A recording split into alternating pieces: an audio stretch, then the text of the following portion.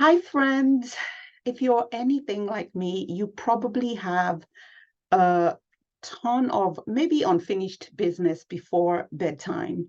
And you find out that you are now in bed and you feel guilty about the things you couldn't accomplish, or you realize that tomorrow is already looking full and you're not sure how you're going to fit it all in, or you just feel like there are other things that you should be doing, and all of a sudden, all these thoughts are attacking you pretty much at bedtime. This is very, very common with high achieving women.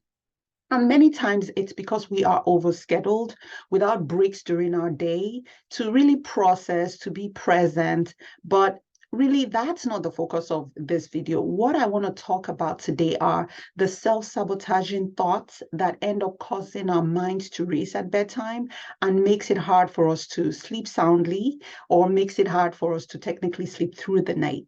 And for those that don't know me, I am Dr. Funke Afolabi Brown. I work with high achieving women and their children to prioritize sleep so that they can thrive and live a life of their dreams.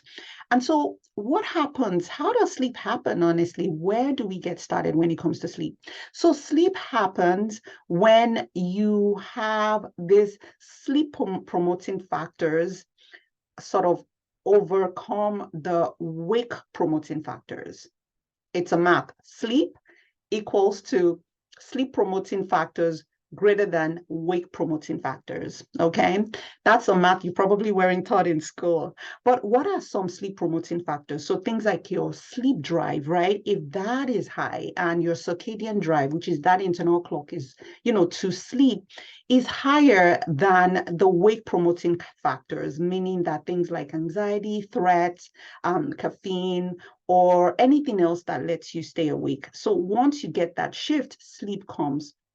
Right. Some other wake promoting factors that I want us to talk about would be, your busy mind. That promotes wake. It doesn't make you, nobody has ever been able to fall asleep while their mind is racing. Hardly ever. It's usually when you let go that you're able to sleep. Things like pain, that's wake promoting because it's creating that stress response in your body. So we have to make sure that your wake promoting factors are low so that you have a higher likelihood of falling asleep. Otherwise, you just stay in bed aroused or hyper aroused in a state of fight or flight, right? So, what are some of the things that could keep you awake in terms of those thoughts that may not necessarily be serving you well at bedtime, right? If they came sometime during the day, maybe they could serve you because you may take action on them. But right now, it's bedtime. You're not meant to be worrying, you're meant to be sleeping. So, thinking about issues that were not adequately addressed during the day, for instance, trying to remember what are the things I need to do the next day, that's something that could keep you up, or worrying about things that are out of our control, right? But regardless of what you're fretting about, regardless of what you're perseverating about, the end point is you're awake. And you know why? Because we have a very primitive system that tries to protect us, okay? And that system leaves us in this anxiety state or this fight or flight mode. It's to protect us because if you, for instance, were faced by a tiger, you better be stressed because it's that stress response that makes you run. But when you have that feeling of you're being chased by a tiger in bed when you're supposed to sleep, guess who's not going to sleep? You, right? So it is not pleasant. It is primitive. It is meant to promote us.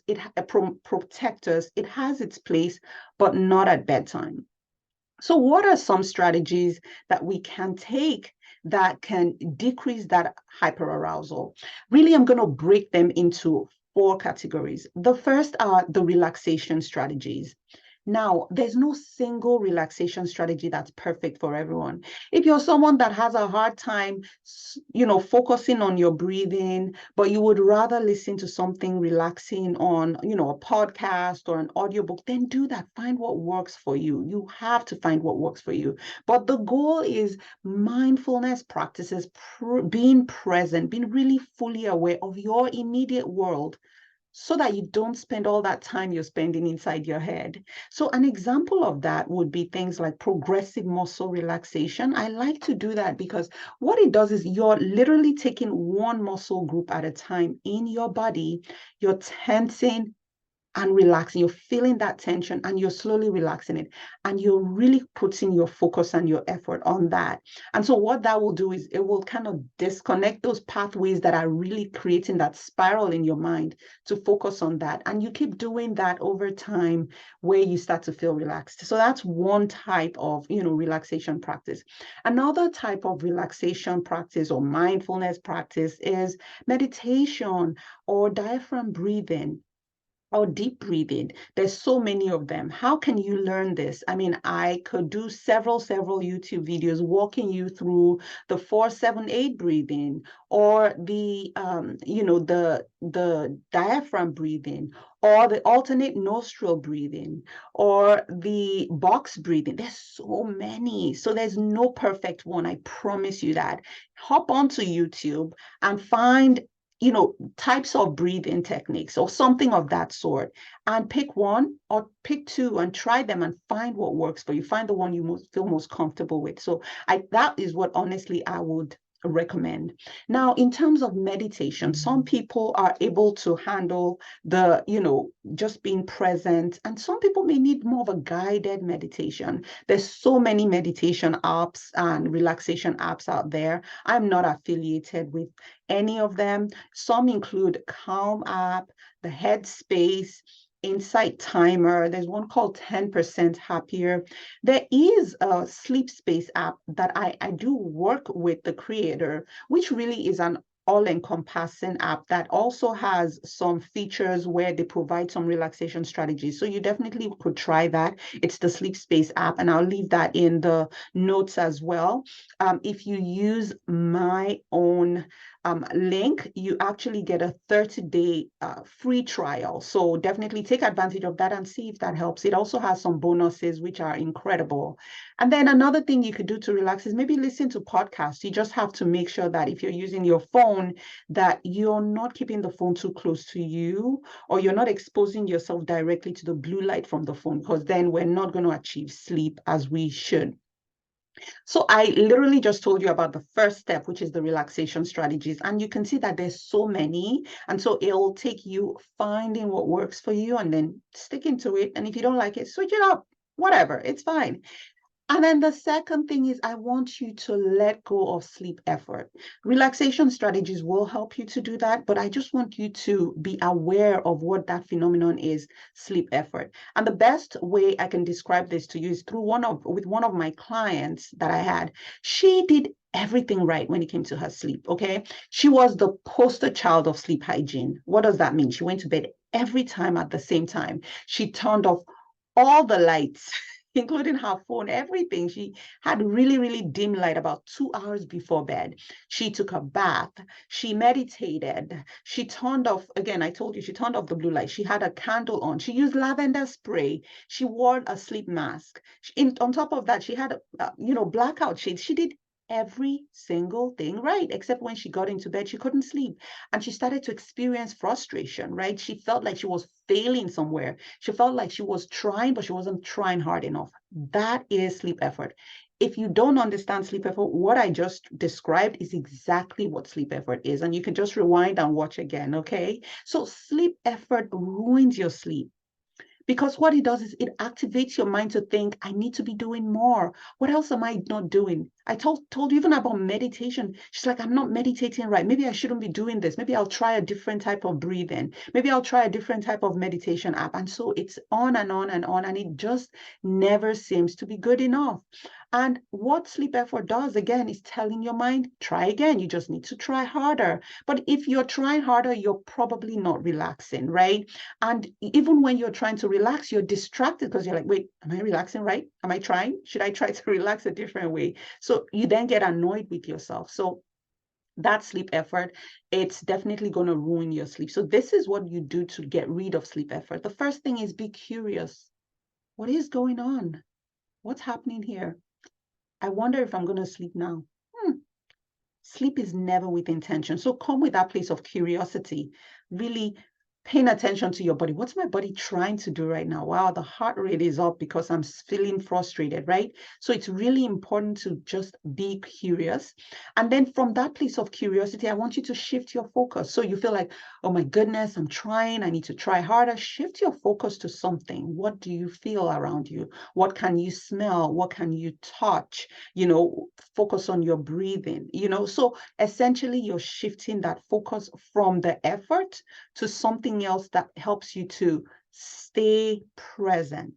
And then the third thing you could do when it comes to ditching sleep effort is to pay attention to the cues of you trying, right? It's that, tossing and turning and trying to change your pillow and trying to move around. And once you start to feel that, like your heart racing, then you need to stop and say, okay, it sounds like I'm starting to obsess.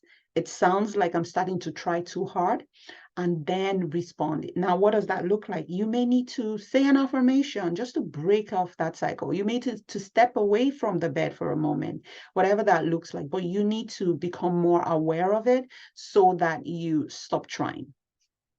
And then the third thing, when it comes to this hyperarousal state that we tend to put ourselves in when it comes to bed, is that is to break that overthinking cycle. Break the overthinking cycle, right? I am going to not sleep well, and then tomorrow I'm going to have to hit snooze, and then I'm going to go to work. I'm going to be crabby. I'm going to make mistakes. I'm going to almost run someone over while driving. I'm going to be cranky with my kids. And that's the overthinking cycle. Overthinking cycle. These thoughts are not serving you. So where do we start? When we want to break that overthinking cycle is to say, oh, hold on, Miss Primitive Brain trying to protect me. What is going on? Let's figure this out together. Let's be detectives. So what does that look like? What is the probability of this thought being true? Right now, I'm laying in bed and I feel like I'm going to make a big, major mistake at work. Okay, and lose my job and live under the bridge. Like, okay, really? Right? What is the probability? So you're going to ask yourself those questions. And then the next thing is, are these thoughts going to serve me? Is this helping me move towards sleep or move me even further and further away from sleep? And then finally, what is a more rational alternative? I probably won't get fired because I didn't sleep well. I'm probably not going to end up under a bridge before I sleep well. I mean, I may be a little cranky, but I'm not going to make like the biggest, huge medical error or whatever it is because I didn't sleep well. Because I've had nights I don't sleep well and I do okay. I mean, it's sometimes it's not ideal, but I'll be fine, right? So it's essentially you then offering yourself alternative thoughts that will serve you and just ditch that pressure that you may start to have, right? And then finally, what I want you to do is create a sleep toolkit, especially if you notice that this is a pattern. Every time I get in bed, I start to worry. I don't know if I'm going to sleep. Something stressful happens and I go into this spiral. So remember, I've talked about different things, right? Now create a sleep toolkit, meaning find the strategies that work best. The breathing technique I'm going to do if I get into this cycle, the relaxation strategy I'm going to choose if I'm going to read a book, if I'm going to, if I'm going to do some coloring or whatever it is to calm myself down, if I'm going to do a journal, I'm going to have those things accessible. If I'm going to do a puzzle, if I wake up in the middle of the night and I find it hard to fall back asleep, I'm going to have those things by my side so that if I get up in the middle of the night and I start to get into this spiral, these are my go-to. So it's important to try to create that sleep toolkit before it happens, because you don't want to be like, oh my gosh, I'm reading this book now, I need to ditch it and get a puzzle. Oh, no, I'm going to do some breathing. No. That's too stressful, right? So you want to almost like have a contingency plan. It doesn't mean that you are predicting that you will wake up in the middle of the night, but that way you feel more empowered, like, oh, okay, I woke up. I'm not able to fall asleep right away. I'm just going to occupy myself with something relaxing, and then I'll go back to bed when I wake up. Does that make sense? I'm sure it does. And then another thing I want you to practice, especially when it comes to the breathing or the relaxation, don't wait until you're in bed and you're like, wait, how do we do that breathing again? How many breaths in? How many breaths out? What do I do? What nostril do I start with? No, you don't want to do that. You want to have practiced during the day, which is why I always say, let's have periods of time where we can practice some mindfulness during the day so that at night it's not foreign to you. Your body's like, wait, I don't know how to do this, because what happens then? You get into sleep effort.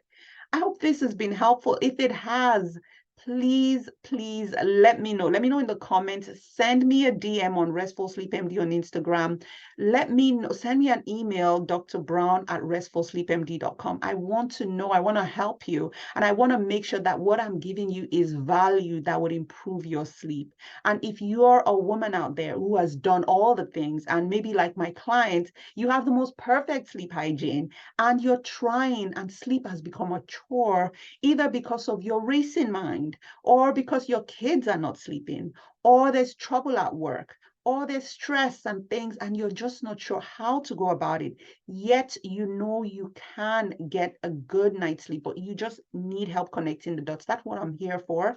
I help women like you prioritize and understand how to sleep better so that they can live the life of their dreams, so that they stop being exhausted all the time. Schedule a call with me today. Let's get a free consult in. I'll just talk and I'll hear you. There's no commitment, no strings attached. And if we're meant to work together, then it will work. You will know. I want you to schedule that call. It's Dr. Brown at restfulsleepmd.com/work with me. I'm going to leave that also in the notes. And also, I want you to share this, because I know there's a woman in your life who is busy. Either your mom, your sister, your cousin, your colleague, your friend, whoever it is, share this with them. Let's help them. Let's get people sleeping, because a well-rested woman can change her world. And until next time, I hope you rest well. Bye, everyone.